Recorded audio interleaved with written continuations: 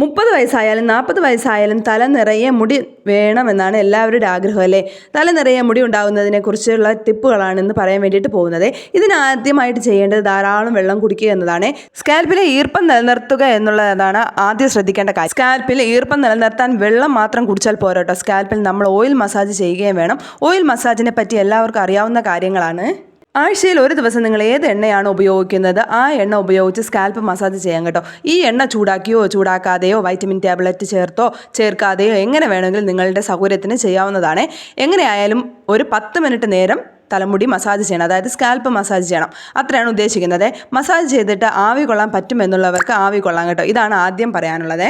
Scalp dry ആയാലുള്ള problem എന്താണെന്നോ, നമ്മുടെ scalp മാത്രമല്ല നമ്മുടെ മുടി മൊത്തത്തിൽ ചകിരി പോലെ ആകും കേട്ടോ. കൂടാതെ മുടിയുടെ തിക്നെസ് കുറയും, മുടി പൊട്ടിപ്പോകും. അങ്ങനെ മുടിയുടെ ആരോഗ്യം തന്നെ നശിക്കാൻ വേണ്ടിയിട്ട് ചാൻസ് ഉണ്ട് കേട്ടോ. അപ്പോൾ ബാക്കി ടിപ്സ് അറിയാൻ വേണ്ടിയിട്ട് നമ്മുടെ ചാനൽ മസ്റ്റായിട്ട് സബ്സ്ക്രൈബ് ചെയ്യാൻ വേണ്ടിയിട്ട് മറക്കരുതേ.